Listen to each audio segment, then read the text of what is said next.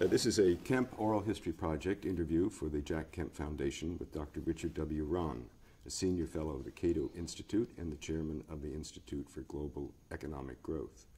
We are in his home in Great Falls, Virginia. Today is Monday, August 22nd, 2011, and I'm Brian Williams. I'd like to start with this. What thoughts come to your mind when you think of Jack Kemp? Well, I think the first thing is his incredible energy and enthusiasm. He had a very quick mind, and it used to irritate me enormously when some people who didn't know much would claim he was sort of this dumb football player from Buffalo. Well, he was just the opposite.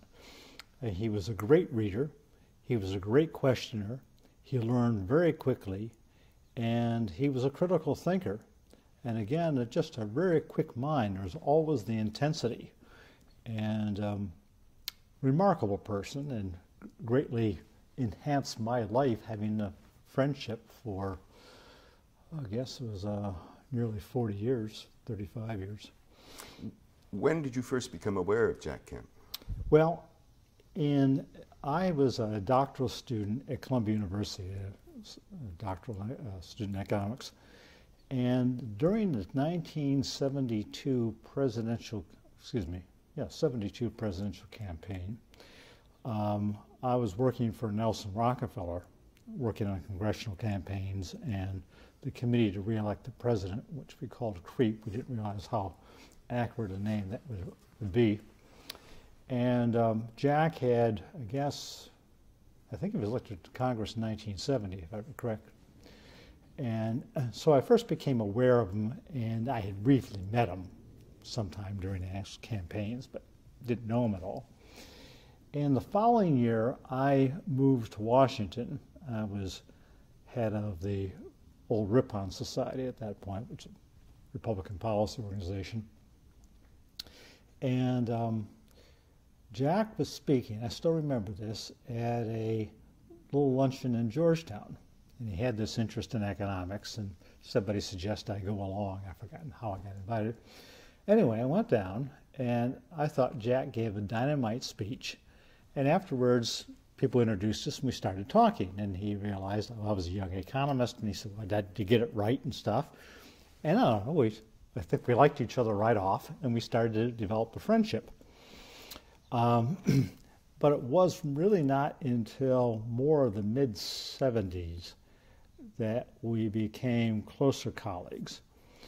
In 1976, I met Art Laffer at a Ripon meeting in Chicago, and Art was still a professor at the University of Chicago. And Art gave a dynamite speech. Now, I had been trained more so as a Keynesian. Columbia University at that point was quite a Keynesian institution. I had had some introduction to the Chicago School of Economics because when I'd been at Florida State University before that, and a number of the professors there had come from Chicago and had been students of Milton Friedman. And so I had gotten a pretty good introduction to that way of thinking, but Columbia was totally different. And I should back up here a little bit. I had been teaching at the Polytechnic University of New York, where I ended up being head of the Graduate School of Management, but I taught the number of the master's courses in economics at that point. And I was teaching a course in macroeconomics. This was nearly 1970s. And I was looking at what was in the textbook and what was happening around me, and you just knew it didn't add up because the world, we were entering the throes of high levels of inflation. The economy had really been bouncing around, and things had not been going according to the Keynesian theory. And I remember I was feeling increasingly uncomfortable trying to lay this out, and a lot of it just didn't make any sense to me. But I didn't have it well formulated in my own mind, and I had bits and pieces of the Chicago stuff. But it was, it was like a lot of young doctoral students. I had finished my PhD at the time, but there was a huge amount I didn't know. Of course, there's still a huge amount I don't know, but back then I was keenly aware of what I didn't know. So I had gotten to Washington and involved with Ripon Society, also represented the New York Mercantile Exchange and learned a lot about commodity markets. And in early 1976, beginning of 76, Charles Walker, former Deputy Secretary of the Treasury, had asked me to take over the American Council for Capital Formation, which was an economic education lobbying organization, which had been sort of floundering. And I agreed to. I thought it was a great opportunity. And Charlie was more of a traditional Republican, had sort of traditional Republican views on economics. And at that point, we had the high rates of inflation, which were really eroding capital formation. And so I had met, again, a laugher, and it was in the spring of '76, and Art gave this dynamite talk, and I went up and started talking to him afterwards, and we just absolutely hit it off. So I think it was a luncheon speech. So he came back in that evening to have dinner with me, and so the two of us had this wonderful dinner. It went on until late in the evening, and just, you know, you had these periods in life when suddenly things, you know, you've been struggling with start really making sense. And as Art and I got to talking, and he had been working on his preliminary supply side model, and we were talking about how you actually empirically demonstrate what he'd been talking about, you know, and how at that point there was all these struggles of these models, and virtually all the models were big Keynesian models, thousands of equations, and they did a terrible job in prediction. And organizations were spending a huge amount of money on these models. And Arthur had just a totally radical approach of how to go ahead and do this.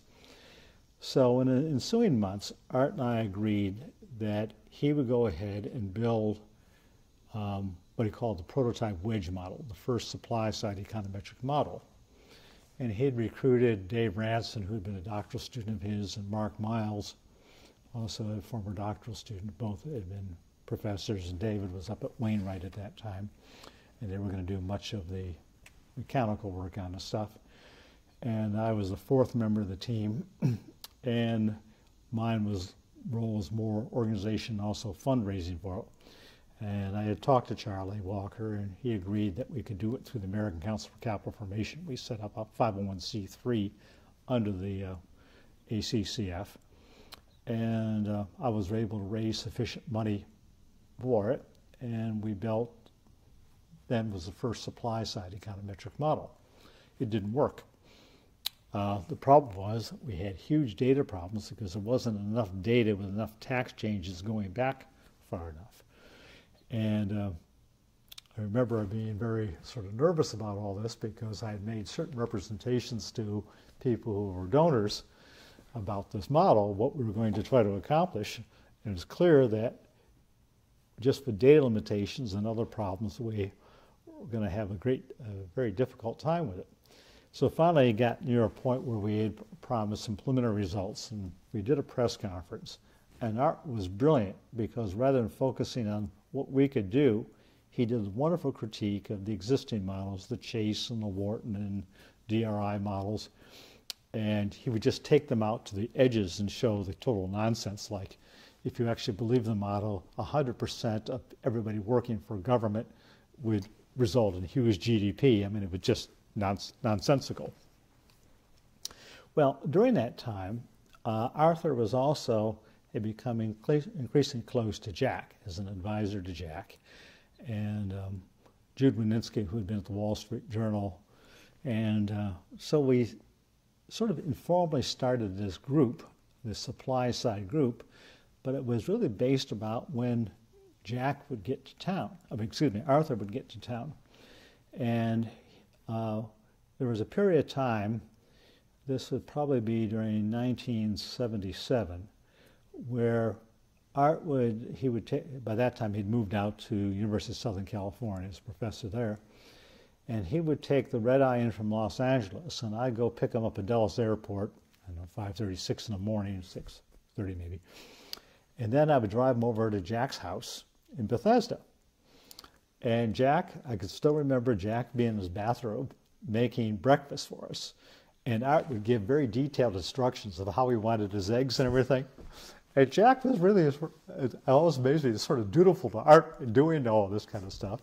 And we would sit around Jack's family room and go through this stuff as we were trying to develop the model and also really develop the arguments. And we, of course, there was the critics out there and how you handled the critics' arguments. And it was during that period of time that we were really honing both the policies and how to market the policies. It doesn't do you any good to have a great policy if you can't market it. And Jack was so wonderful because he was such an incisive questioner. And Art would bring in some of the other economists who had worked with him and he knew, people like Steve Enton, who now runs IRIT. And we had a bunch, most of them had been former students of Art's who'd gone on and done well. And Art used to stay over at 1 Washington Circle, the hotel there. And so we would have sort of the group there, and Jack would show up at a number of the meetings. He was, of course, a member of Congress and couldn't show up at all of them. And it would be people like Jude Mininsky and once in a great while Bruce Bartlett, but I don't think he was that much of a regular. But Steve Enton, I remember, was very active and so forth. And we would all work through, both what the policy should be, what our evidence was for the particular policy, how to market it. And when Jack was there, he was the most incisive questioner. And the way Jack learned was just, he would beat you down with the questions. And you almost, I was very fond of Jack, but sometimes when you go into the meetings with him, because you just knew you were going to be pounded, it was like being endlessly cross-examined. You always felt like you were on a witness stand, and Jack was the aggressive prosecutor. But that's what he learned, and he was brilliant with it. And then Art was such a good explainer of it, and Jack had already developed a relationship with Ronald Reagan, and so he was working, this would be by the late 70s, working with President Reagan, who, of course, at that point was still, considering and running for office. And Reagan used to say that, unlike the rest of us, he didn't have to unlearn his Keynesian economics because he's got his degree in economics before Keynes wrote his book. And so Art and Jack would spend some time with Reagan, but Reagan just got it. Reagan had background in economics. People forgot he had a degree in economics, and he intuitively understood the stuff very well. And so you had these 3 terrific marketers in Kemp, Reagan, and Laffer. And, people used to argue they were simplistic and everything else, but people understood what they were talking about. People got the basic logic of it. And they understood that very high taxes kill incentives, because everybody sort of felt it. They understood that, big government, as we're going through another, here we are 30 years later, 40 years later, going through so much the same stuff again. And I think each generation has to relearn these lessons. And what we had then, which we unfortunately don't have now, is 3 absolute masters in explaining it. And Jack could get up there, and he was just so good. He had learned the lessons well, and he was so creative in how to go ahead and explain it to people. And he would think it through and get up there, and his speeches always seemed to be so spontaneous because Jack never had a script. It was hopeless to ever write a speech for him, and I know people like John Mueller and others who had to be Jack's speechwriters. I expect they had enormous frustration. They never complained to me about it, but you just knew they provided these things. Jack would take a quick look, and then he'd just get up there and be Jack, and which was best because he had it all in his head, and there was I mean, he was a marvelous extemporaneous speaker. One criticism people had, he went on too long. And Jack also, he had learned so much. He got to the point where he really was an accomplished economist, even though he didn't have any degrees in it. But he just read a huge amount, and he really knew the stuff well. And what happens with all too many economists, and I'm now putting Jack in that category, they know so much, they start to go over the audience's head. And one masterful thing that Jack had always had is he really related. He could talk to a steelworker.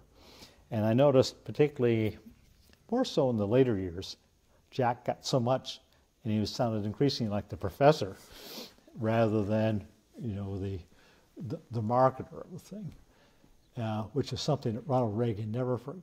I mean, I think Reagan had so much self-confidence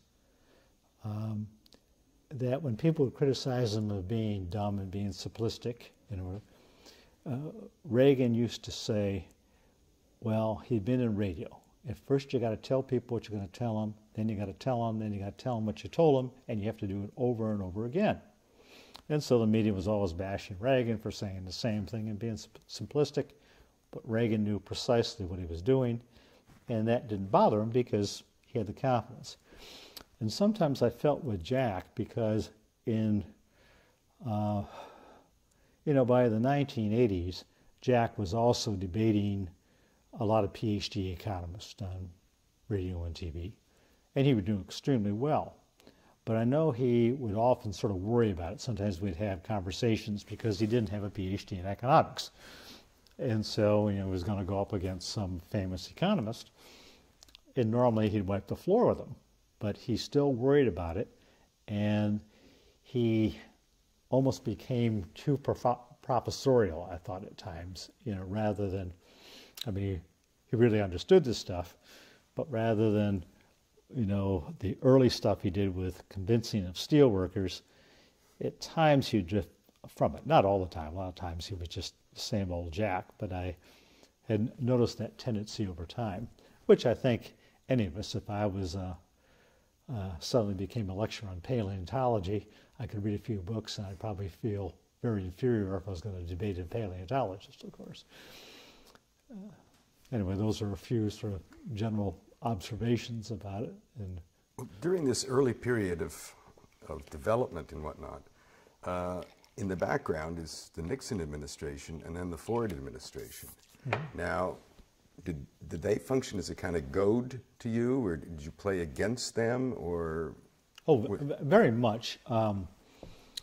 Nixon's policies, even though in the '72 campaign we had all sort of worked for Nixon, the wage and price controls and others, I mean, this was clearly a disaster. And at that point, I was with heading up the Ripon Society, and we became increasingly critical of Nixon. And we even called him to step down, but I was doing more of the economic stuff. George Gilder was editor of the Ripon Forum. And George Gilder ended up writing sort of the economic Bible of the Reagan administration called Wealth and Poverty, which was a huge bestseller at the time.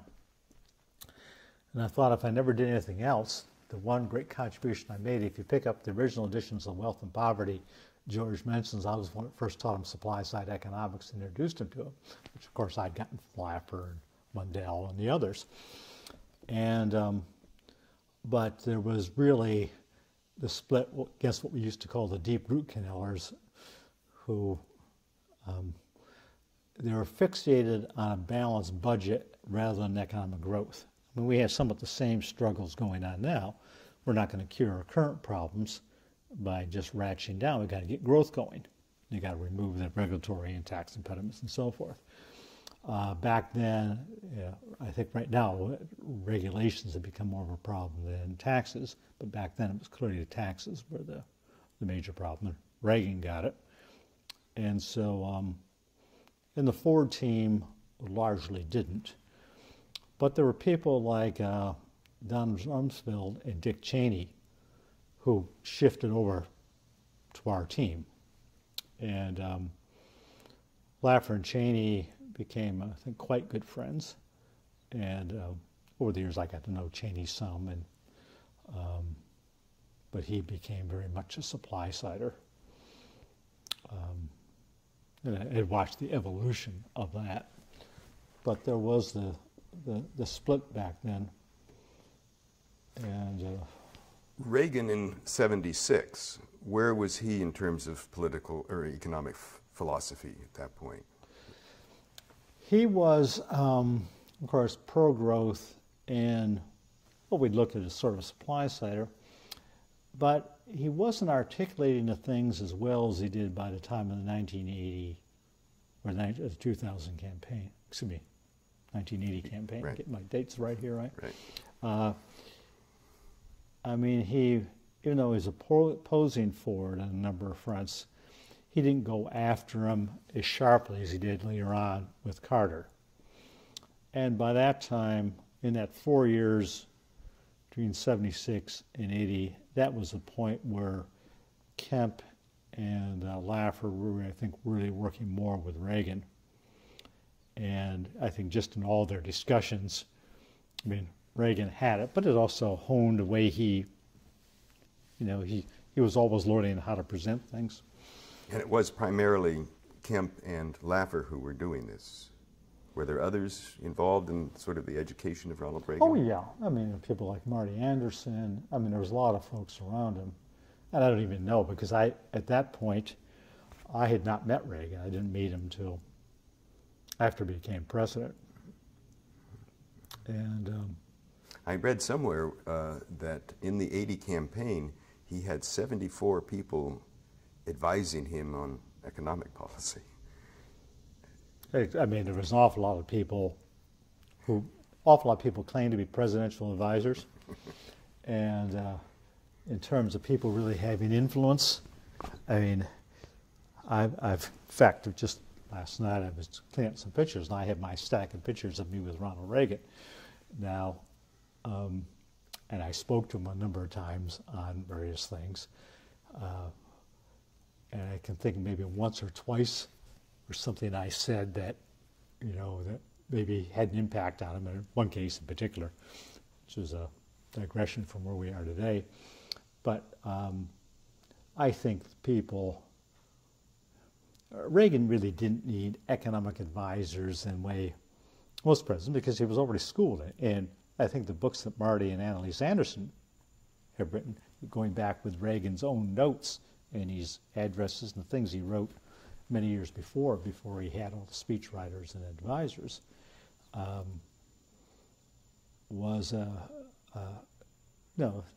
his thoughts were well formulated. And there were clearly people like George Shultz, and of course Milton Friedman. I mean, Reagan talked to him frequently. He knew Hayek. I'm sure he paid attention to what Hayek said. But you get to a point, you talk to many people, and who has the big influence? And I'm just guessing that if the people who maybe helped shape Reagan's thoughts, who weren't already there, were clearly people like Friedman and Schultz and Hayek, and of course Laffer and Kemp. And I think with Jack, it was probably more of, how you make the arguments and things. And I expect in many ways Reagan taught Jack probably more than Jack taught Reagan on the thing. I'm just guessing. I wasn't in those meetings, but I know I have some insights into what Reagan knew, because some of the people who were very close to him I knew well.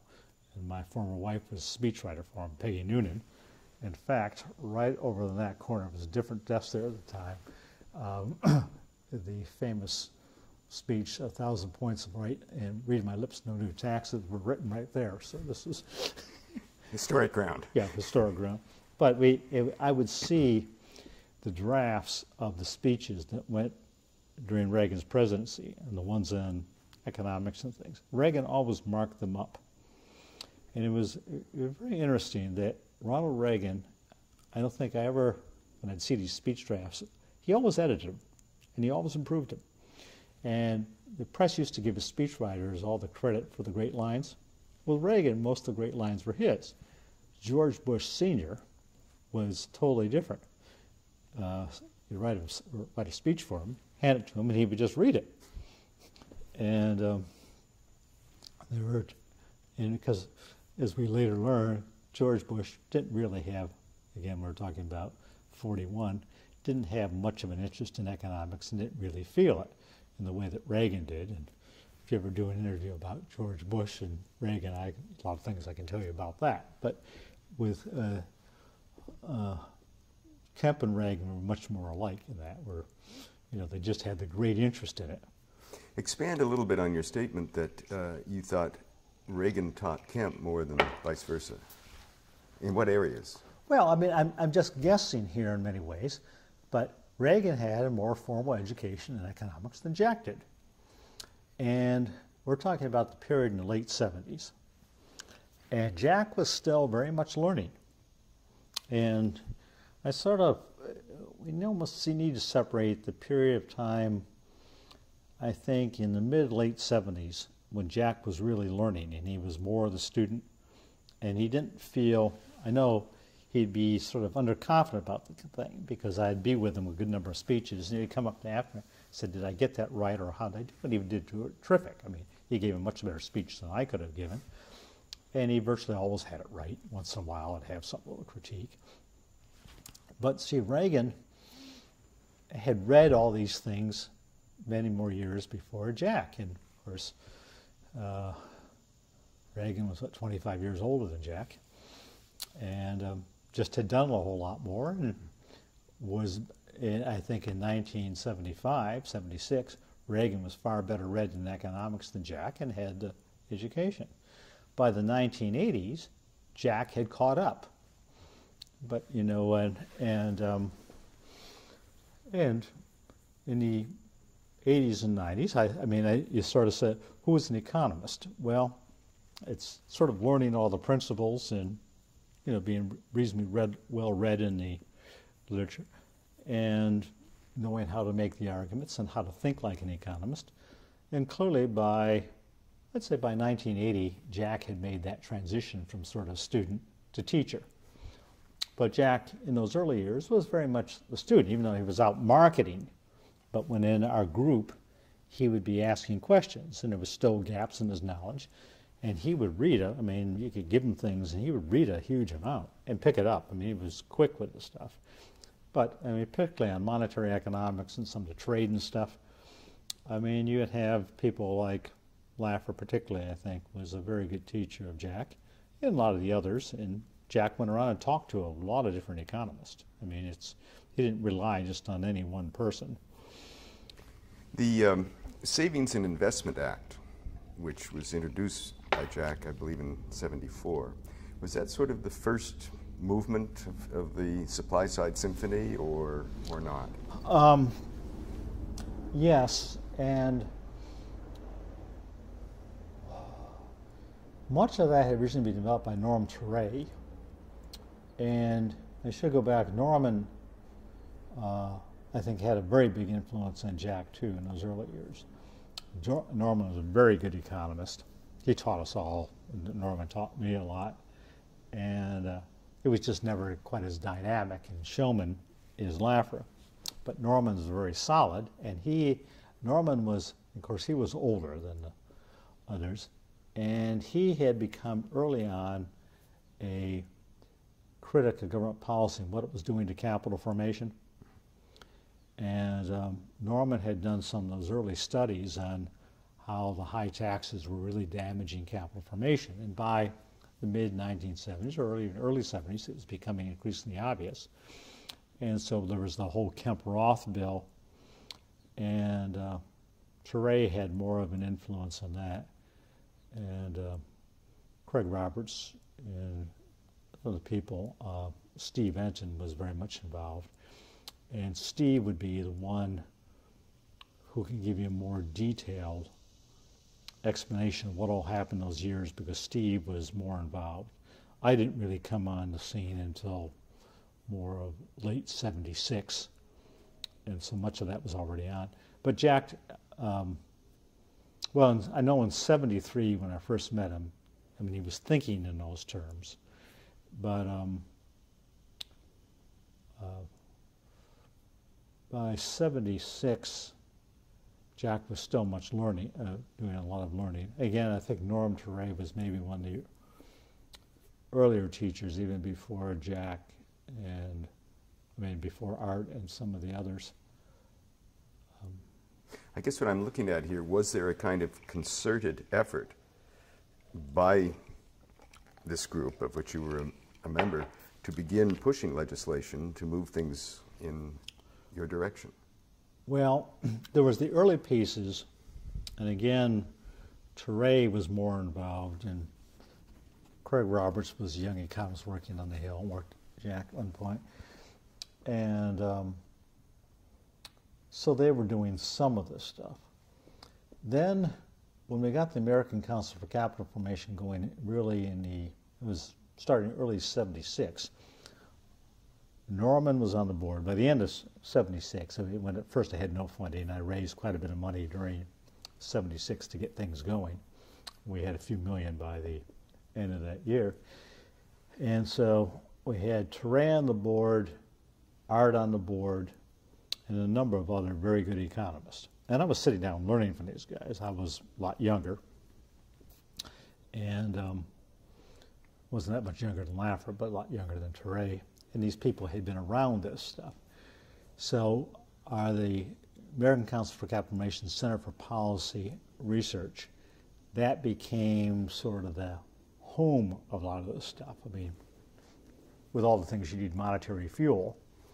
And of course, Jack had the congressional office and the committees, but doing the outside studies, and we provided much of the funding for Teray and Laffer and some of the others at that time.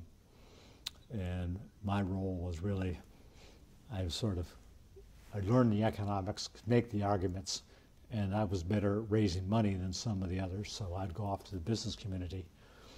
And I guess I had some knack for going ahead and explaining what we were doing, making the arguments, and being able to raise some of the bucks for it. What was your involvement in the '80 campaign then? I was a member of Reagan's Tax Policy Task Force. I was, and we were, at the American Council, we were providing, against much of the infrastructure support work. Charlie Walker had made his offices available. Charlie had a big lobbying firm. And I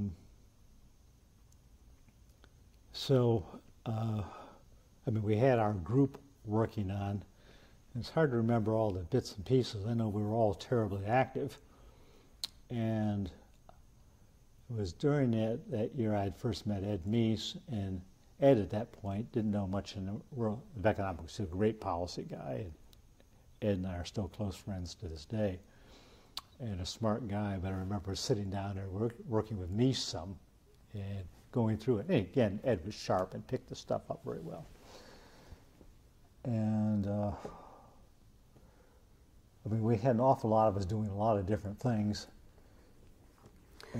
Trace your moves then from the Ripon Society to the Chamber. Well, what are the steps there? With the Ripon Society, that was always viewed as sort of liberal Republicans. We were really, in today's parlance, we've been more libertarian. And again, you look at the work George Gilder's done, and people like Peter Wallison, who ended up being Reagan's counsel in the White House and the general counsel of the Treasury. And most of the guys were out of Harvard. And it started a Ripon chapter at Columbia. And then Peter Wallison graduated from law school, was with a law firm and also an advisor to Rockefeller. And Peter was chairman of New York Ripon, and Rockefeller had asked him to come down to Washington for this Critical Choices for America project.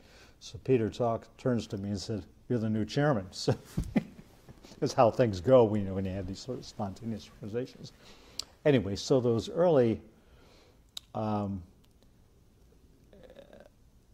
days, we were doing what sort of became supply-side economics, and some of the early stuff that George and I wrote. It was somewhat amateurish at the time, but we were thinking in that way. We were very much influenced by Milton Friedman in the Chicago School. And then again in 76, it was actually in 75, Charlie had asked me to come run American Council for Capital Formation, but I had some other commitments at the time. I couldn't do it, so I came on in January 76.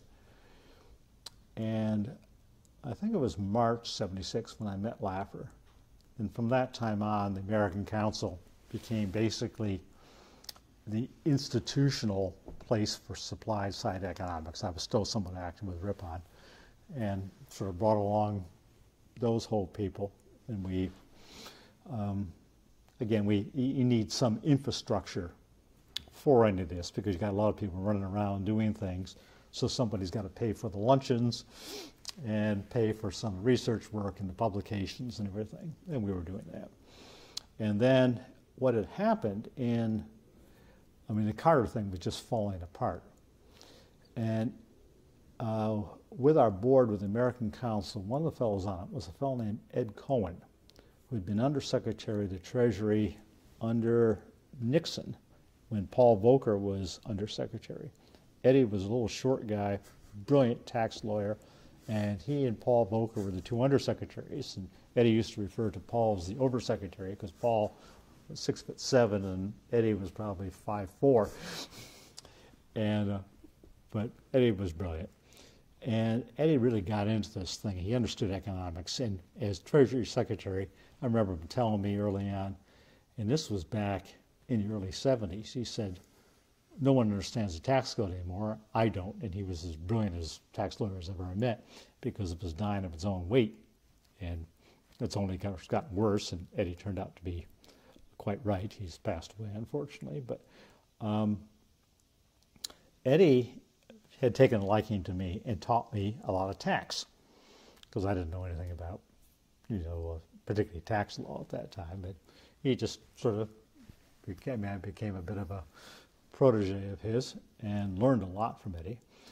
And Eddie thought I had certain talents, and he was also on the board of the U.S. Chamber of Commerce. And he had been on the Tax Policy Committee, and Norm Ture, I think, had been in the Economic Policy Committee. And the business community just wasn't getting it. So it was really Eddie and Norm who decided I should go to the U.S. Chamber of Commerce and become the vice president and chief economist. And at that point, the chief economist had all the tax, the regulation, a lot of the international spending, everything. It was at that point, a very big position because I had most of the policy. And so they had pressed the chamber board to bring me over. And that was in 1980. That was also during the campaign. So my task, in many ways, was to bring the business community into the supply side fold. And already I'd been raising money, and Art and Jack and everybody were all supportive of that because they thought that's where some of my skills. I knew how to talk to businessmen. I don't know why, but I had had some experience and was able to deal with them. And the first year or so at the chamber was a little bit rocky because I was pushing supply side economics, and we were calling, particularly the Reagan program. This is all during 1980, and the businessmen were fed up with Jimmy Carter, but they were also very nervous about radically reducing tax rates and closing up much loopholes. Again, somewhat the same debate that's going on now. And a lot of these corporations had spent huge amount of lobbyists over the years to get themselves special tax benefits. General Electric being a prime example. It's always played this game. And I remember they would often work against me. They'd be very friendly to me in the meetings, but outside they'd be stabbing me in the back as I'm trying to work with members of Congress to push what we sort of Kemp Roth, and it got modified and became the Reagan tax program. And so in 80 and 81, 82, I was sort of the chief business association lobbyist for this. I mean, my role at the chamber, I was in those kind of economic policies. I was somewhat the spokesman for the U.S. business community, and I spent an enormous amount of time on the Hill both testifying and just working with members of Congress to explain, to carry on the president's program. And we also funded a lot of the studies. We had our National Chamber Foundation. So the Chamber, I mean, I think I brought them along in many ways. Dick Lesher was president of the Chamber, and he was supportive. But there was a lot of pushback from a lot of the members who were going to lose their benefits. And so it wasn't all sweetness and light. Was your appointment controversial? I mean, did people really have to fight for you to come aboard, or not? I don't think so much at Jack Carlson had been the chief economist. He worked over the realtors. They needed a new chief economist, and they wanted somebody who was basically sympathetic towards business. And again, remember Carter was by this time a total disaster, and I'd already become a well-known critic of Carter on the radio and TV and stuff. And of course I had connections with Reagan and the Republicans in Congress from my previous political work. And so it sort of seemed logical, I think, to many at the time, but they didn't know me very well. And it was really, I mean, I had my strong supporters in the business community there. Weyerhaeuser Company, people like George Weyerhaeuser really understood it. And a lot of the entrepreneurs, Bob Kriebel and people like that, were firmly with me and always urging me on. And they were out there protecting my backside. But again, I used to refer to them as the corporate civil service. And I note General Electric and some of the other companies, they wanted me out. And but that pretty well subsided once we got the Reagan bills passed. And in these things, well, by the mid-'80s, Peggy Noonan, by that time, became a well-known speechwriter, was my wife. And clearly we were having lots of influence with the Reagan administration. I mean, I don't know so much influence, but access, you know. And so the Chamber found that beneficial. And so, and Gingrich and I had become reasonably good friends by that time. And Dick Armey just joined the Congress, and so I knew Cheney. So by this time, things had gone well. And by the time the economy took off in '83 and '84, and we've been basically proved right, it's funny how your fortunes change, you know. And '81 and '82, when things were still pretty dicey, fortunately I was young enough, so I wasn't too concerned about the next job, and I was able to stick to principal because I figured some university would always hire me if I got thrown out. But by '83, '84, '85, the Chamber was very proud to have me there because then they could take credit for the kind of influence it had. So talk a little bit about the '81 tax bill. Well, Jack, of course, was the primary leader in Congress. And tremendous force, and he became allies with Phil Gramm. And Phil had still been a Texas Democrat and switched over, and Phil and I became, that's when I first met Phil, and we ended up becoming friends. We're friends to this day. And Jack really built the coalition in Congress, and it was rough going. I mean, well, the Democrats were opposed, as they always are, to lower tax rates. A lot of them just didn't get it, or their constituencies, you know, they played to the ignorance of their own constituencies, and you see that going on today. A lot of demagoguery. And again, we had opposition at times within the Republican Party, people who still thought very much in accounting terms and didn't understand dynamics and how human behavior changes. It was interesting. You go across the country. I used to give lots of speeches going around the country, and a lot of small business people, entrepreneurs, sort of got it. But a lot of other people, you know, they'd been taught by their parents, you don't spend more than you take in and everything, and they didn't like higher taxes, but they thought we needed to cut the spending before we cut the taxes. And again, it's what we call the deep root canal mentality. And you can't get out of these binds. You can't now with unless you get growth going. There's no way, keep cutting back and without growth going, you're never going to make this up. And of course, with the Reagan years, we had the initial big deficits, but by the end of his administration, the deficits were down under 3% of GDP and things sustainable forever. But it's not always intuitively obvious to people. So we were looked as radical. Jack, of course, was viewed as very radical, and Art was, and to a lesser extent myself and the others involved. And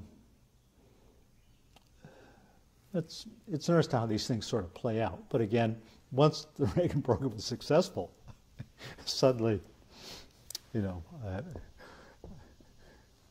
didn't lose, well, I never much worried about losing my job, but I knew at that point there was no way that I was going to be touched on the thing, because I was also doing a lot of stuff with the Reagan administration. It was,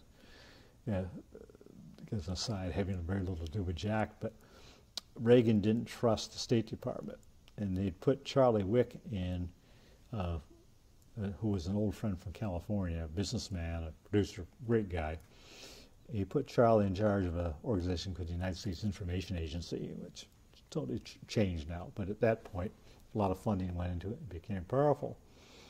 And so they needed people to go around the world and explain Reaganomics to government leaders and to central banks and things. And since they didn't trust the old crowd, I got basically detailed over there, and I spent a lot of time going around the world, basically representing the U.S., which caused great resentment at the State Department. But of course, I understood the president's program and could explain Reaganomics. And the chamber was happy to, let me go out for a number of weeks. The chamber paid my salary, the government paid my expenses. And I was surprised in reading about the chamber that you had so many foreign offices or units, the too. U.S. Chamber is all over the world. It's the world's largest business federation, and it's got all these American chambers all over the world. In virtually every place that the American business community is, there's an American Chamber of Commerce.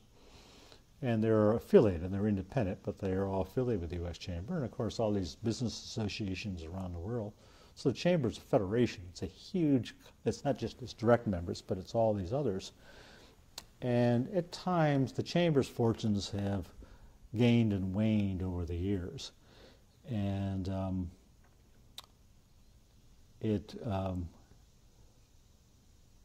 Chamber grew rapidly in the early 80s, in part, I think, because it firmly signed on with the Reagan administration. It was very close, and our chamber people and all the various divisions were working very closely with the Reagan administration. There was a lot of criticism from the Democrats about the chamber just being an arm of the Reagan administration. And to some extent it was true. I mean, we had, and part of it is Don Kendall was chairman of the chamber there for a while. He'd been chairman of PepsiCo, and Don had been close to Reagan. And a couple of our, Paul Thayer, been chairman, and he'd went over there as Deputy Secretary of Defense. And so there was a lot of back and forth with senior level people at the chamber and the Reagan administration. By the late 80s, it started to wane, and I'd been an advisor to George Bush during his '88 campaign, and Peggy had done some of the speech writing for him. But it was clear to me that we're getting off the tracks. And we had a meeting up at Camp David, and Art Laffer's up there, and Jim Wininski, and Paul Volcker, and some industry guys and people. And Dick Darman had taken over OMB, and it was clear that, they were going to go the other way. And I had been offered a position in administration, and I declined and went off to Eastern Europe and took supply side economics to Eastern Europe, which was a good move on my part. But and then the chamber had real problems when Clinton came in, because they endorsed Hillary Care, because some of the big auto companies and insurance companies thought they could dump those costs onto the government, caused a huge split in the chamber. And a lot of the board members resigned, including me. And the chamber's revenues fell by more than half, lost a huge amount of staff. and they fired a lot of people who were there, and early Clinton years were very bad for the chamber.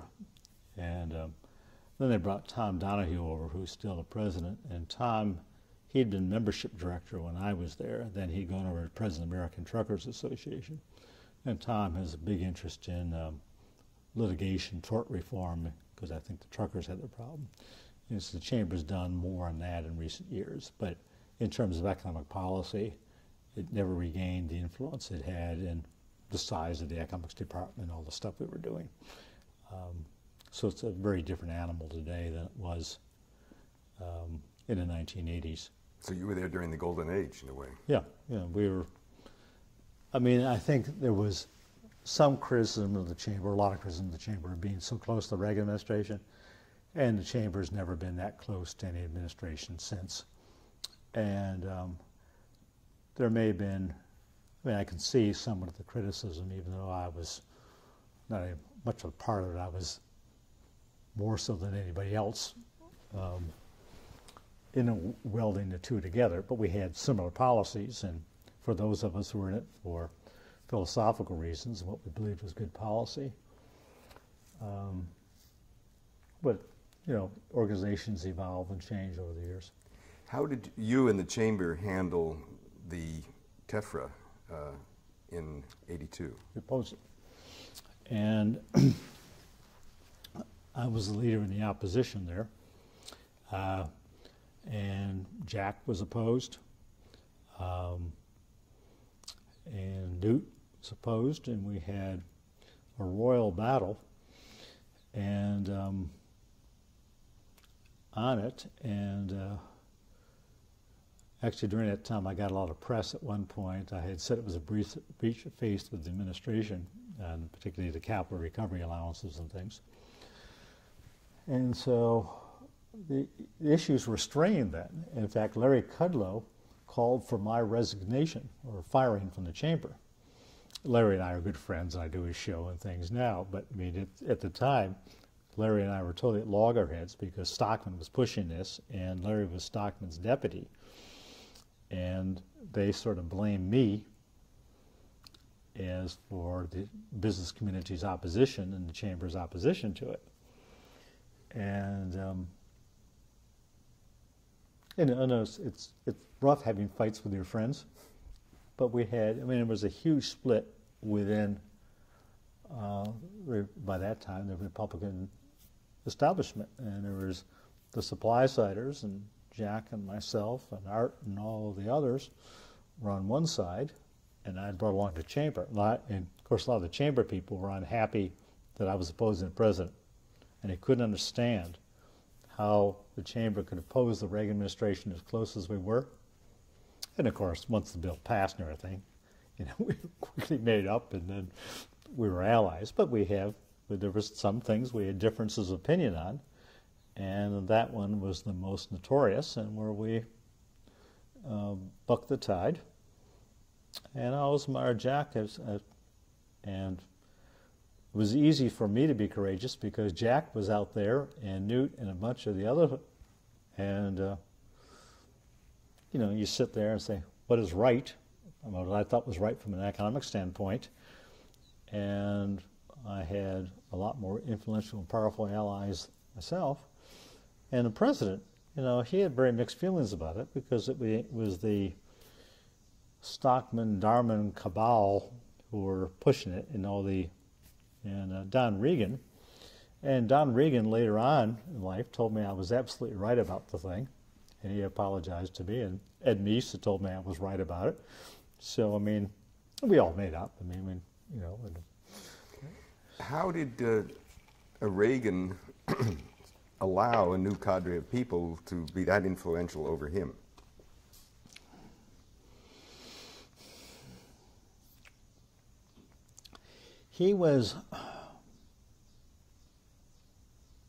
I think part of it was when Reagan staffed up his administration.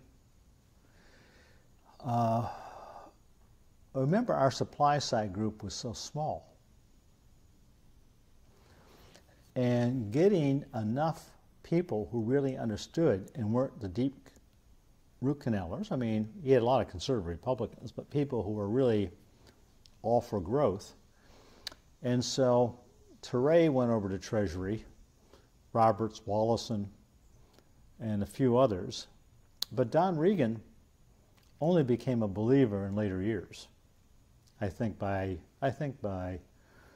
84 or so, Don had sort of switched over. But he was a conservative businessman. He'd been, with Merrill Lynch, but he still thought in accounting terms. And Stockman was the biggest disappointment because I had known David since the mid-'70s. He'd been a congressional staffer when I first knew him, and I guess David's a couple of years older than I am. And he was sort of part of our group, but David failed to get the spending cuts he had promised the president. So then he was looking out to cover his own butt. And Dick Darman, I was viewed as sort of the evil person. He had his own agenda. He never had Reagan's agenda. And Dick was a bad influence on Jim Baker and some of the others. Baker and Meese and these other guys didn't have much of a training in economics. And they'd been somewhat exposed to our stuff, but that's not what their primary focus was.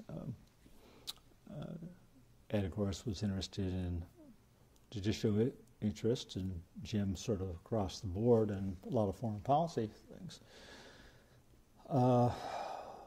But there was just, I think the president's problem was there just was not a sufficient cadre of people out there yet who knew the stuff. I mean, again, going back to 77, the people who were really supplier-siders, really understood the stuff, we would all fit in Art Laffer's hotel room. You're talking about a couple of dozen. So I get the impression that talking about gatherings in certain rooms and whatnot, that your next move, in a sense, was the, I guess, late '83 meeting around the swimming pool out at Jack Kemp's place to begin to construct the '84 strategy for yourselves. I wasn't, at that particular meeting, I wasn't there. I don't know why. I was traveling or something. But we were involved in, and again, Jack was very much the leader on that, and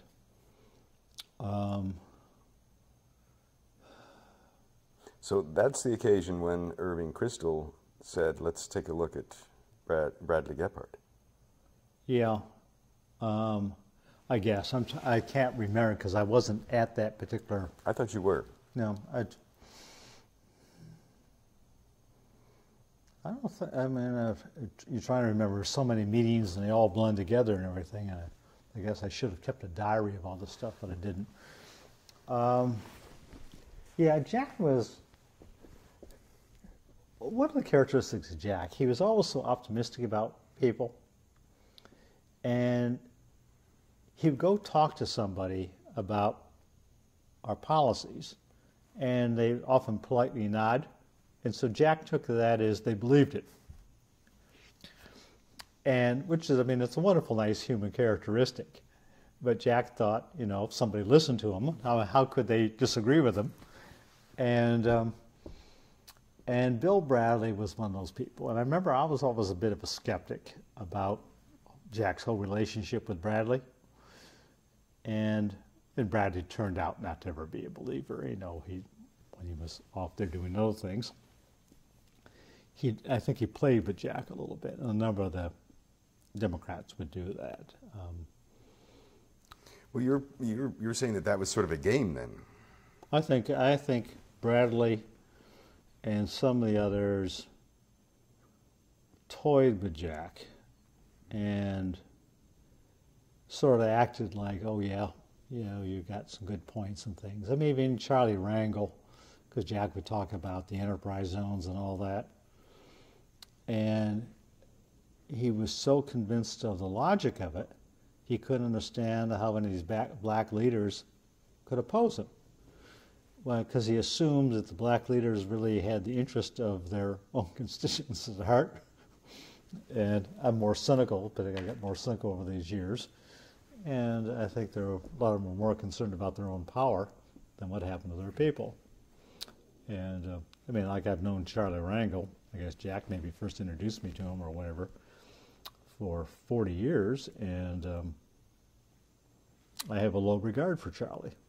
I know, but I don't think he is intellectually honest. That's not the way Bradley sees it, in the sense that he felt that his collaboration with Kemp was a very positive thing, and that I think it was positive for Bradley. Okay. I don't think it was positive for Jack, because I remember some of these things. Jack would have these discussions with him, and he'd come back and how, oh, Bill's really with us and all this kind of stuff.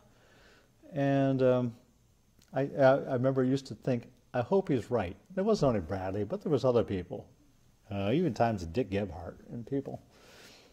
And because Jack, he'd go off in his great enthusiasm, and he would, and by that time, let's say after 1980, Jack did more talking and listening. I'd say before 1980, he would spend a lot of time listening. Well, Jack, after a while, he sort of knew he got it. And so he was the evangelist. He was the economic evangelist. And he'd go off, and most people sort of got his message. But I think a lot of these politicians, and particularly he always tried to do things with the Democrats, I think, Jack would give his thing. They heard his words, but I think they were calculating, is it in their particular interest? They wouldn't argue with Jack about the effects. And I think all that largely turned out to be a disappointment. Where was the chamber with the Tax Reform Act of '86 and the lead up to it? Well, there was, in principle, we were in favor of it. But there were a number of issues in it, and particularly the capital gains increase, which I was strongly opposed to. And Darman and I had some go-arounds about this, and I did with Jim Baker. And I just thought that part of it was a mistake. Be specific about the issue. The '86 Act reduced all the marginal rates to 28%, but increased the capital gains rate from 21 to 28%. And the idea was, well, all income ought to be treated the same. But of course, capital gains isn't income. It's a change in the price level, and there's also a huge inflationary component of capital gains. And you either have to have a lower capital gains rate, I think ideally at 0, or at least adjust for inflation. It wasn't done. Some of the provisions in there were devastating to the real estate industry. And I think Darman was so interested in getting a deal with the Democrats. He didn't care about the economics. Darman was all about deals. And I could still remember I was sitting there with Dick and a few of the others, and we're having a really intense argument about this. And I mean, he was just one of these people with a deal at all cost. And there were components of it. So the '86 Act in general was a great improvement, but there were a number of things in there that did great damage, and we could have had much higher economic growth. And I think that was some of the damage from the '86 Act caused the slowdown in leading to the recession in 1990. I mean, there are a number of other policy mistakes, particularly by the first George Bush, but again, Darman was more in control there, and they just got off the reservation. But that increase in the capital gains tax rate, I think the empirical evidence is since, and particularly the work that Steve Enton has done over at Institute for Research in Economics and Taxation, I think solidly proved that that was a mistake. So, but a lot of parts of the act, I mean, that whole idea of closing up most of the loopholes and leveling the rates, I was very much in favor of. There was a lot of folks at the chamber who were unhappy with many of the aspects because when you close up loopholes, and particularly the business ones, and so that, I remember it was a period of struggle, it wasn't, and it turned out, I mean, the act turned out to be different than I wanted. The goals, I thought, were fine. But, I mean, you know what happens with legislation and the process, and it just never worked out quite that well. Where was the chamber on Graham-Rudman in '86? Favor. You're talking about the whole idea of limiting spending, and yeah, right. Supported that. I guess the next step would be the '90 tax bill of George I. And by then you were out of the chamber, right? Yeah, I had left in '90. I was. What had happened is because I had been one of the key economic advisors along with Mike Boskin in the '88 campaign, and so after the president was elected, it was basically what job did I want in the administration. And we had been discussing some things. And I was very unhappy that Darman had been given OMB because I just saw all kinds of problems having known Dick Darman. And Mike was so optimistic about how I'd warned him about Darman, how it controlled Darman and everything. But then when we had 3 months later the meeting at Camp David, and they were so already, we had done the flexible freeze. People forgot what Bush ran on no new taxes and the flexible freeze in spending, and that we were going to keep spending growth down to no more than the rate of inflation plus population growth. So no real increase in spending. And that really required, you know, what would be looked at as cutbacks, but there weren't really cuts, but just holding down this growth in spending. President went out there, ran it. I gave endless speeches around the country, as a lot of the other surrogates did, in favor of this thing. And the flexible freeze part, that was actually, mechanics of it were done in our office in the U.S. Chamber. Larry Hunter, my deputy, and subsequently was head of the Joint Economic Committee, he did, and his staff, who was part of my staff, did all the numerical work. We had this worked out. And it was soon, well, I think by January, the president was already abandoning this because of the influence of Darman. And Darman said, well, that was good to get elected on, but politically unrealistic, blah, blah, blah. Because Dick didn't want to fight those battles, and Dick wanted to get along with the Democrats, blah, blah. And you know, I just saw this as the program wasn't going to work unless you did something about controlling the growth in spending. The economic program we'd laid out would not work, and it didn't. And by that time, all the changes were already taking place in Eastern Europe, and I had been over there in Hungary in '89. With the doing the economic transition work there. The Hudson Institute had a program, and they asked me to bring. They didn't have any tax capabilities, so I brought some of my staff over to Pete DuPont was chairing it, and so I got really sort of excited about the changes that were taking place, and so with this whole thing, I could sort of see what the Bush administration was going. It gets back to when I mentioned about how George Bush never edited the speeches. In the fall of '88, it was before the election, and he had a dinner party over at his house and stuff, and Peggy and I were invited. And afterwards, after the thing, we were going to leave, and he said, no, he wanted me to sit around and talk to me for a few minutes about economic program and everything. And so he was very relaxed, and I said to him, Mr. Vice President, are you comfortable with the things we were writing? Because it was basically Richard Rahn economics, Mike Boskin, Richard Rahn. We were doing our stuff. And because there was never any, there was never any red lines and stuff. It was so different than Reagan. And he said, oh yeah, Richard, it's great stuff, keep it up. And Peggy was doing them, and she would actually do the things, but I mean, we'd be actually sitting in this room, and we'd be discussing it, and Peggy was super smart. She got the stuff, but we'd just sort of go through the arguments, and she'd think of the ways to best present them. But I remember I had this sort of unsettling feeling because it was so different than Reagan. I mean, Bush was very pleasant, always extremely nice to me.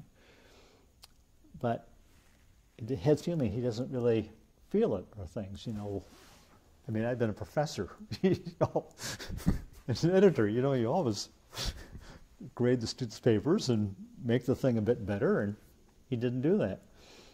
And so, again, after he got in, a lot of people have been warning me who knew George Bush far better than I did, that he wouldn't stick with it, and he didn't really believe it, blah, blah, blah.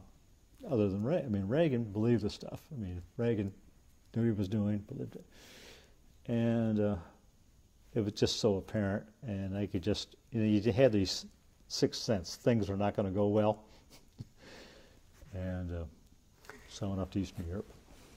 In that regard,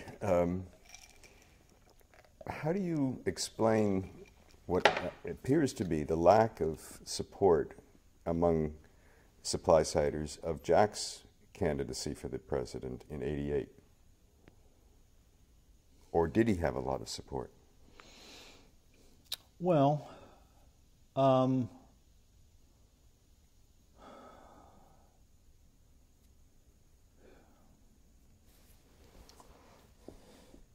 mean, I was with him, obviously. But you also were working with George Bush, right? Or well, actually, only after? I'm trying to think. Jack dropped out pretty early on.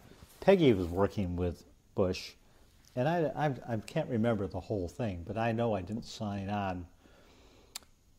Jack must have, I can't remember when he dropped out, because by the summer of '88, I was already part of the Bush team, and I'd originally been Kemp, but I wouldn't have gone with Bush against Kemp. Well, where was Laffer, and where were Enton, and where?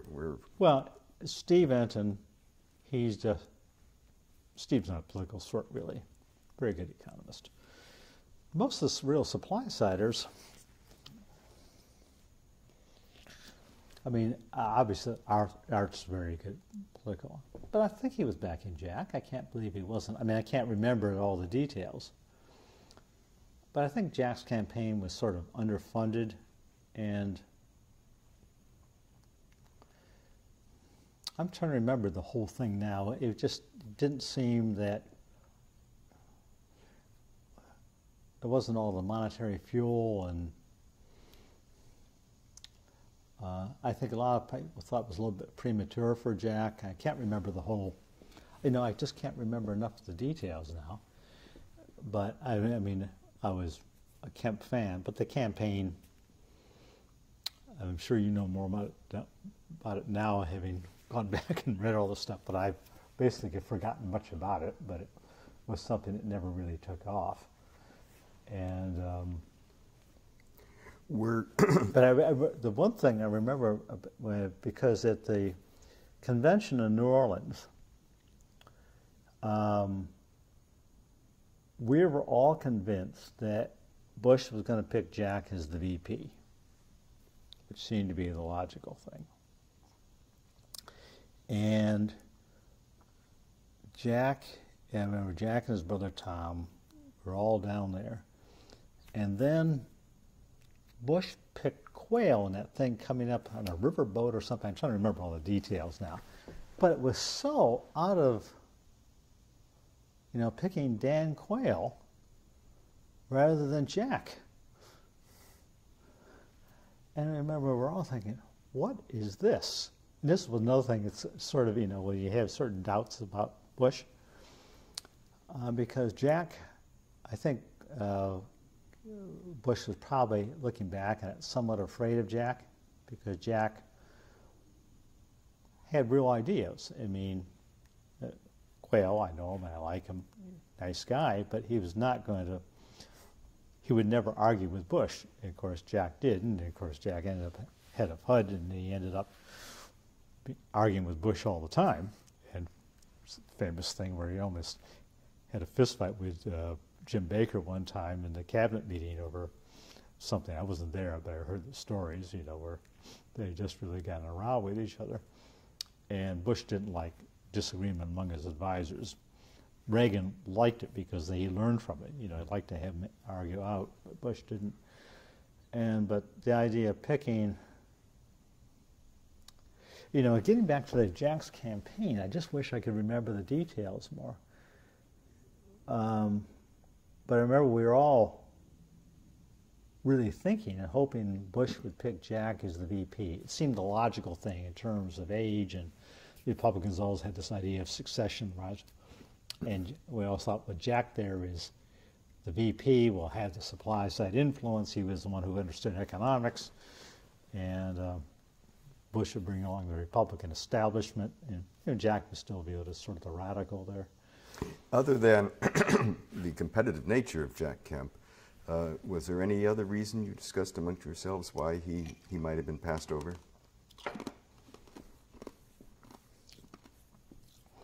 I think the main thing, I mean, just over time, and particularly, it was really after that point that I got to know Bush better. And I mean, the only time I really spent with Bush was during the '88 campaign. And my really association with Bush went from, one was the convention, July, August in New Orleans, from that point to April '89. And since that time, I probably haven't spoken to him more than 2 or 3 times. And what's significant about April '89? That was the meeting at Camp David. And I remember thinking, I'm out of here. I mean, you have those times in your life say, this isn't going to go well, and I don't want to be part of this. I remember warning Mike Boskin, and when I went in to do the tax increase in '90 there, and Mike and I had still remained good friends, and I said, Mike, Darman's going to hang this with you. And Mike didn't really believe in it. He thought it was a wrong thing, but he went along to be the team player.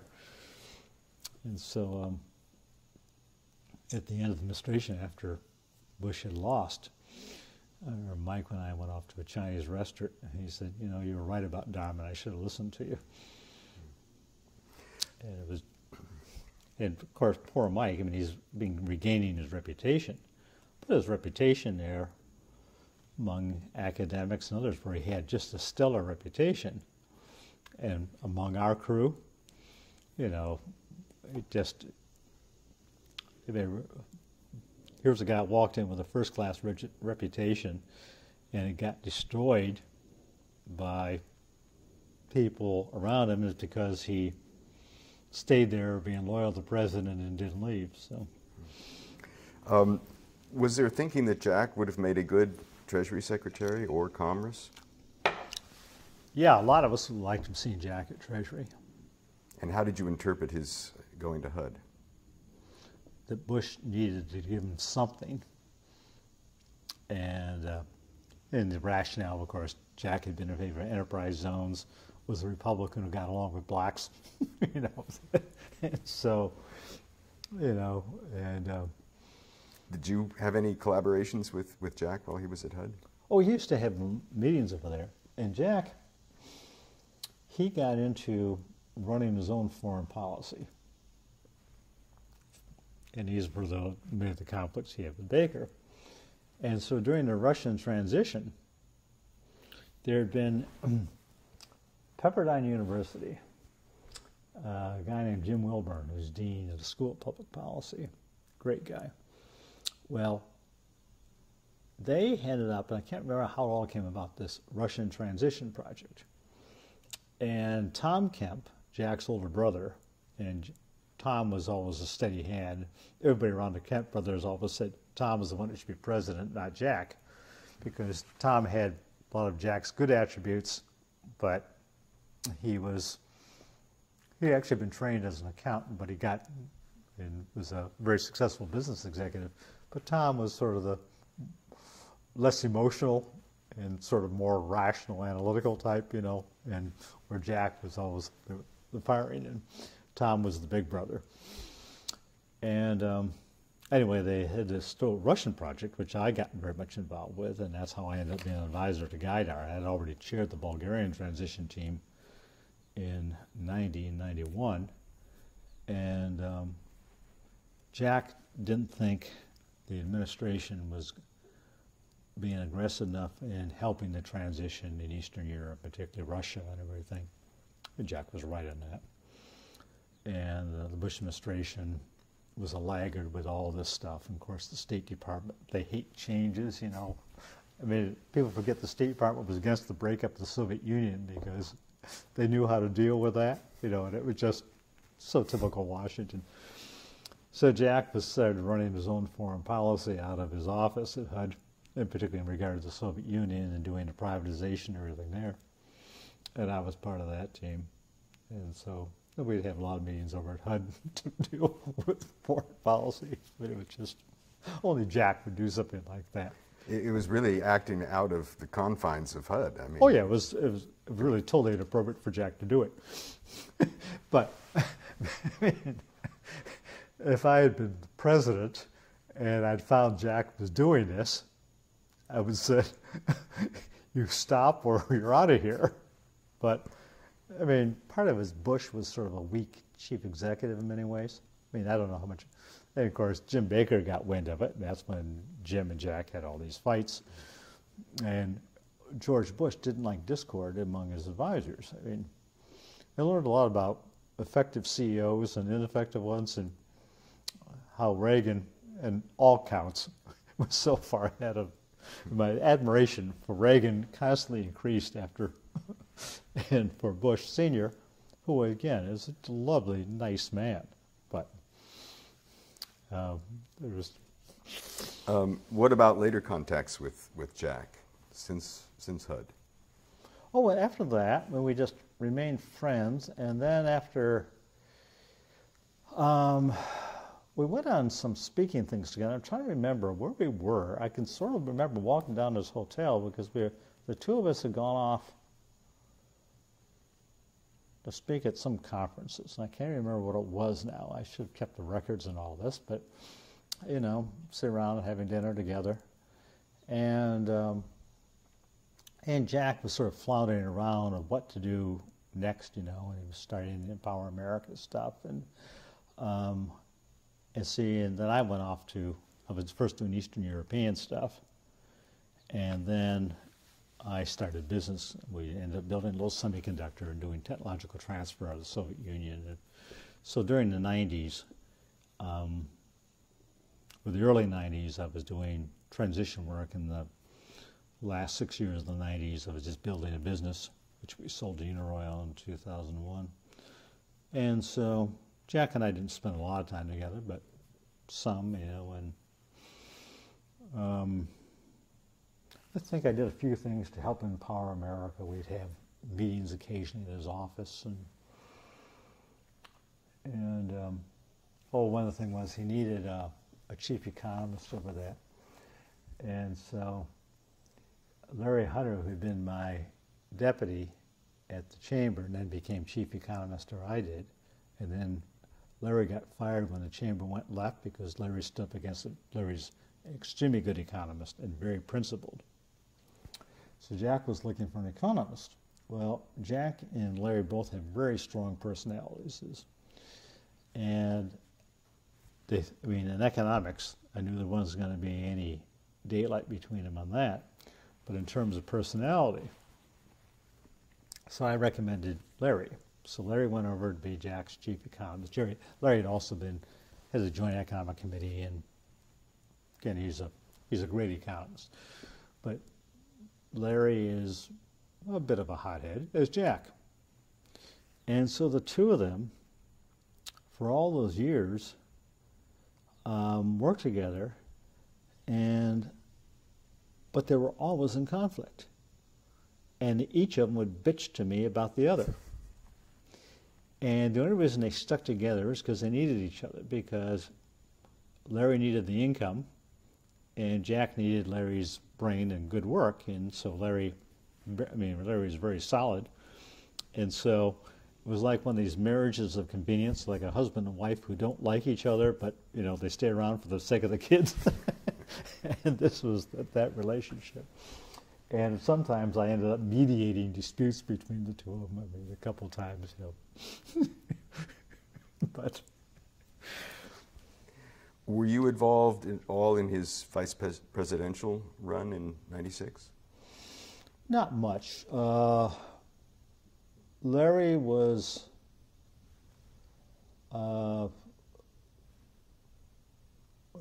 working for him and doing the things, and there was a famous unprepared Jack Kemp in a debate, which was, we were all embarrassed about that because we knew Jack was capable of far better.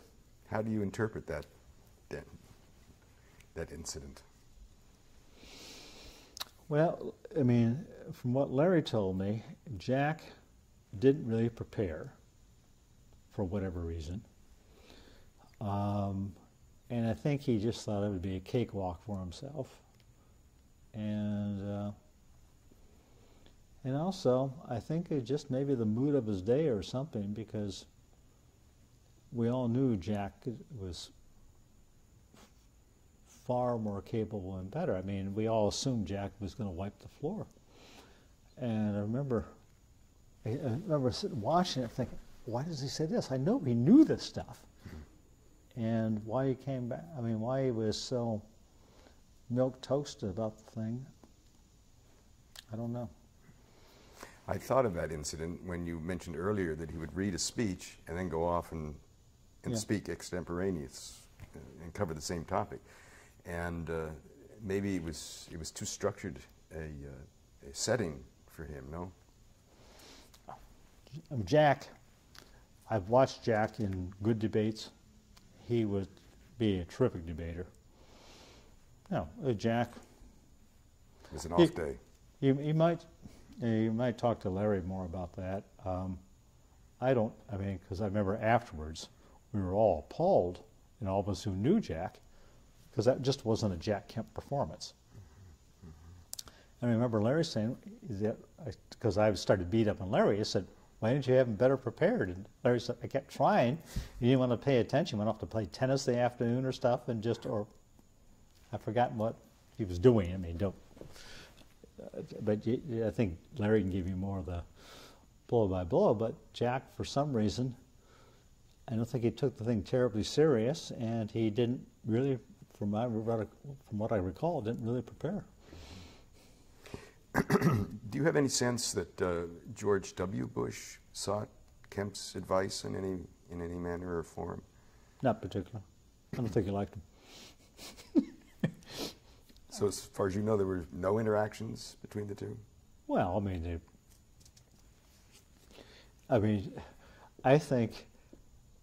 I expect, knowing a little bit of the two personalities, when Bush would see Kemp coming, he'd think, oh no, I've got to put up with him. Because Jack, always bubbling with ideas, had things he wanted to accomplish, and Bush doesn't have an inquisitive, inquiring mind. I had learned by the Camp David thing, he didn't want disagreement among his advisors. He wanted everybody to be happy, everything to be nice, and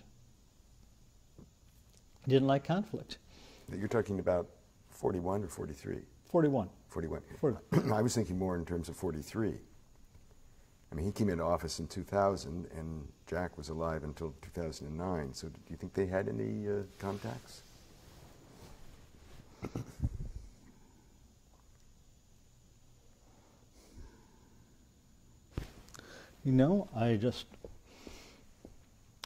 nothing comes to mind. Again, Larry Hunter would be the one who could answer that because Larry worked with him and Jack's own staffers. But I mean, Jack would talk about tax cuts and stuff, but I don't have the impression that they were. I never much thought about what kind of relationship they had. Speculate for a moment on what you would expect Kemp's reaction to our current global crisis to be. Jack was always, of course, more of an activist. A lot of my libertarian friends, people like Cato, were unhappy with Jack because he was so much a neocon, and also that Jack gave the impression he didn't care as much about cutting spending. In certain ways, he didn't. I think it was Jubaninsky used to argue that you didn't have to worry about spending because growth would take care of everything. I was not in that camp. I thought you had to do both. And it would be interesting. I think it would be a struggle for Jack now because, I mean, he wouldn't have been for the stimulus program or all that kind of stuff because he didn't have use for Keynesian economics. But Jack was never as tough on spending as a lot of the rest of us would be, and I had arguments with him about that. And he kept talking, "Oh, we get growth up there; it'll take care of the problem," type of thing, And he would pay lip service to keeping down the growth of spending, but he didn't want to cut back programs, particularly for people he cared. I mean, Jack was a bleeding heart when it came to, the poor, minorities, and things. Jack really felt it, and which I thought was a great characteristic. But he wasn't, I think, sometimes as hard-headed about the thing as you need to be. But it's an interesting question. He would be a critic of Obama for not being sufficiently aggressive in foreign policy. I mean, something like the Libyan thing, I think Jack would have said, if you make the decision, you go in there and really do it. And he'd been, I think, I'm guessing, but far more aggressive against Assad and things like that. On the spending, I mean, Jack would be pushing very much holding down the growth and regulation and tax changes and stuff. And he would pay lip service to cutting back on necessary spending, but I don't know how aggressive he would be in it. Paul Ryan, of course, worked for Jack and was a disciple of Jack, but to me, Paul is more hard-headed about the spending side than Jack was, and I think I have an extremely high regard for Paul. And of course, Paul very much learned at Jack. In fact, Paul once told me, he said, "Richard, when you first met me, or I first met you?" I said, "No." He said, "I was a 17-year-old intern for Jack Kemp." Made me feel old, but anyway.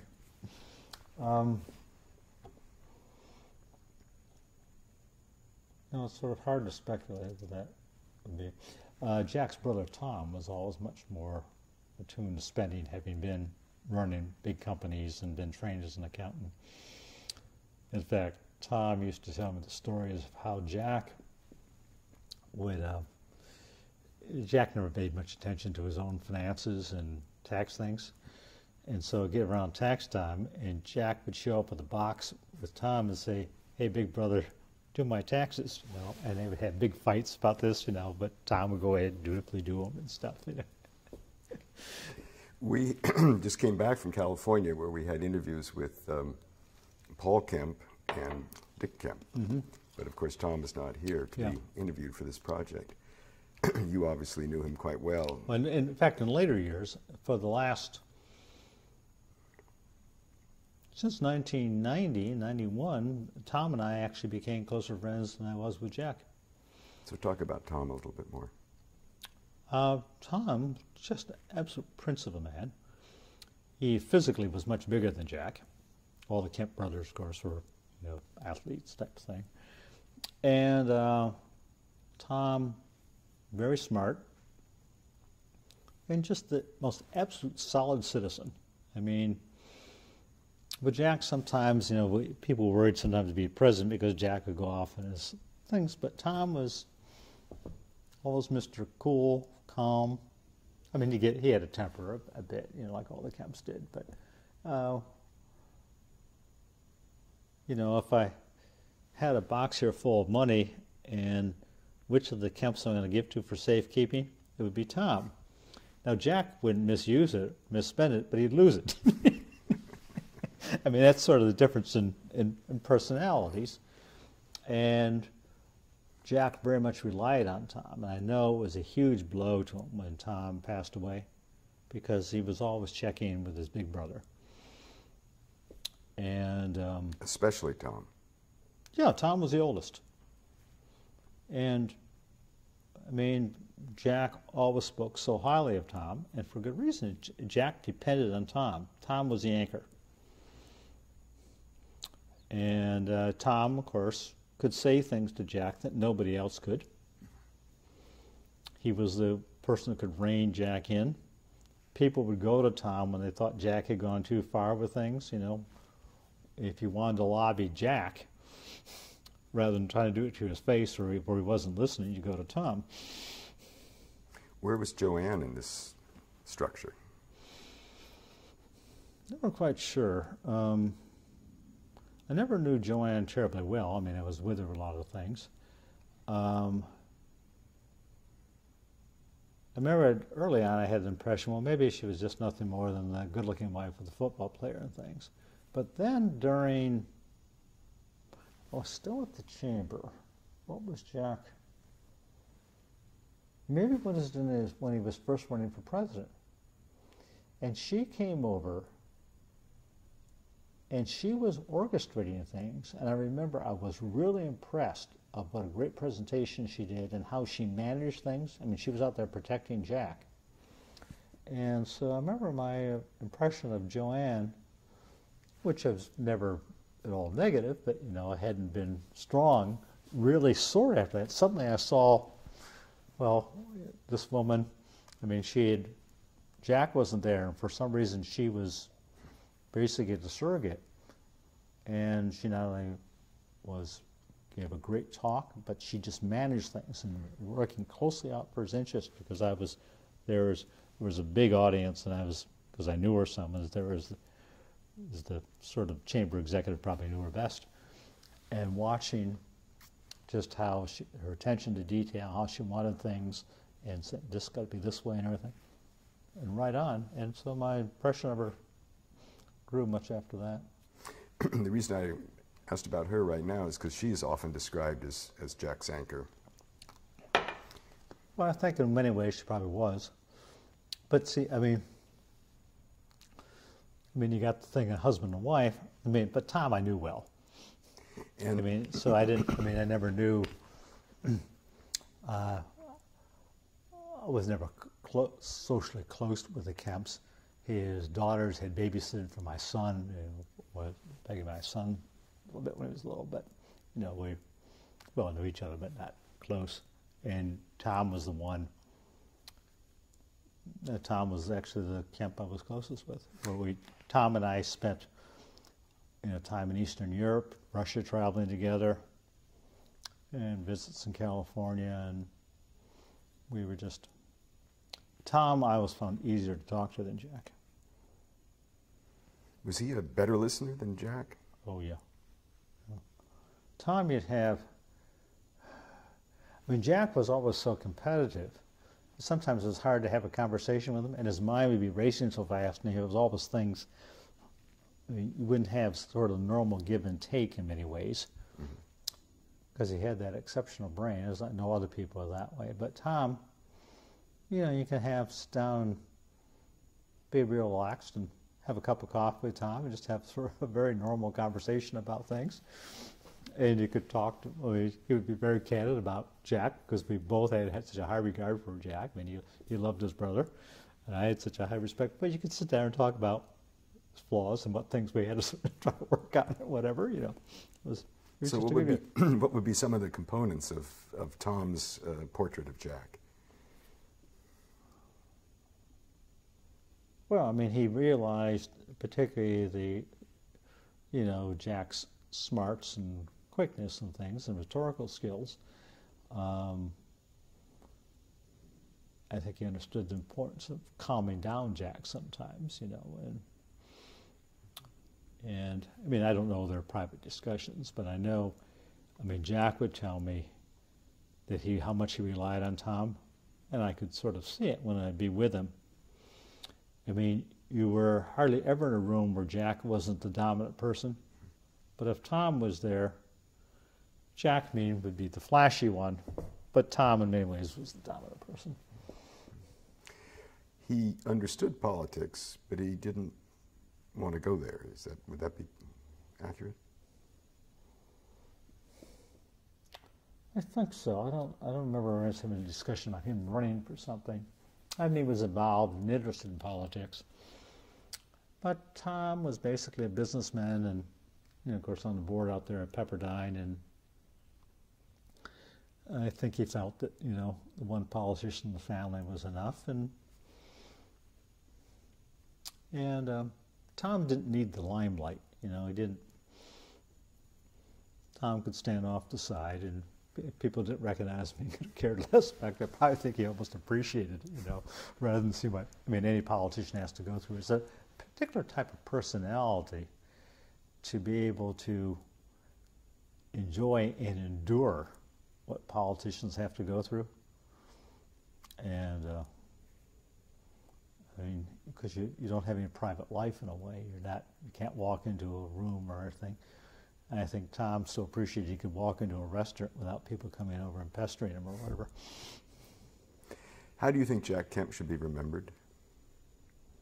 Oh, I think Jack is a terribly creative and dynamic force in American politics. And I think there's real doubts the Reagan program could have ever been passed without Jack Kemp. He not only shaped it, but he was the most important salesperson for it. And Jack changed America. I don't think that people realized. I mean, we all love and honor Ronald Reagan and praise Reagan for the thing.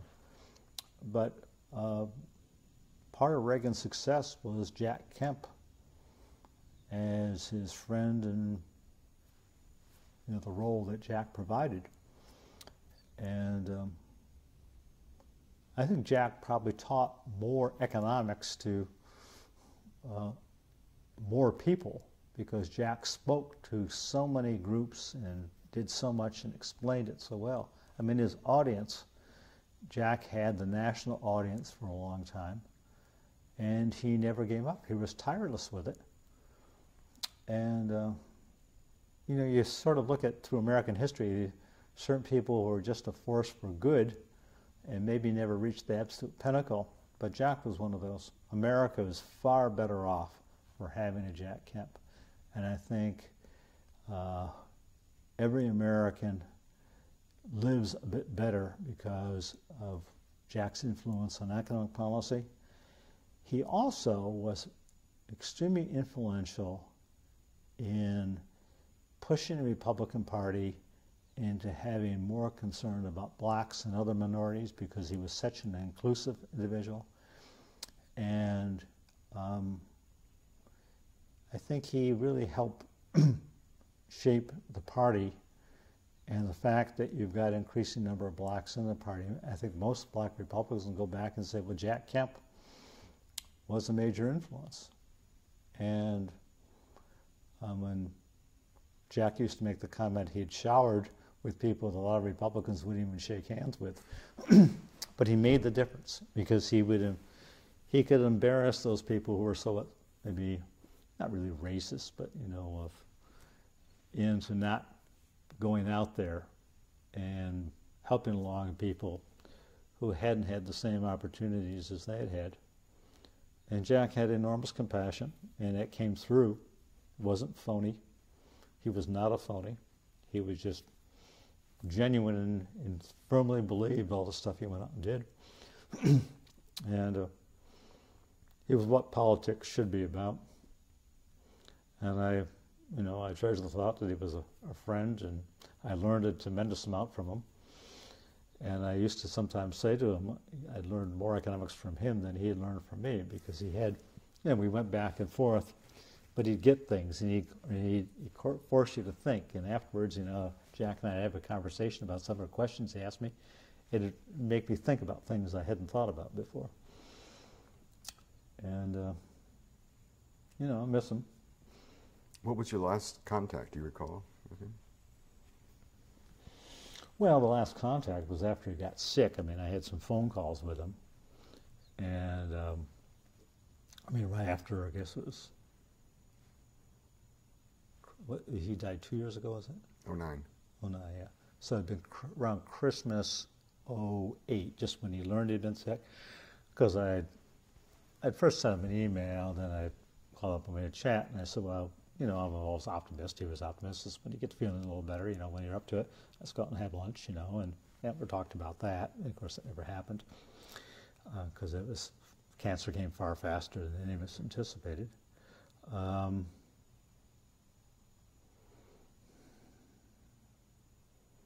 don't know. I can't remember actually, because we actually hadn't sat down and just had a one-on-one in quite a while. But we'd be at things together, and because we'd been friends, you end up just chatting and stuff. And I can't remember. I wish I could, because it was one of the type of things, if I'd only known all these things you would have done, But did you attend the memorial service at the National Cathedral? Yeah, I went to the funeral and at the Presbyterian Church and the memorial service and stuff. That was a pretty impressive event. I was amazed. To fill that thing up. You saw the influence Jack had. And, I think this project is very important, because one thing I fear is that the memories and lessons of Jack Kemp would be forgotten. And when we get done with the interview, I'll make it. Good. I think we're done with the interview. Okay. Good.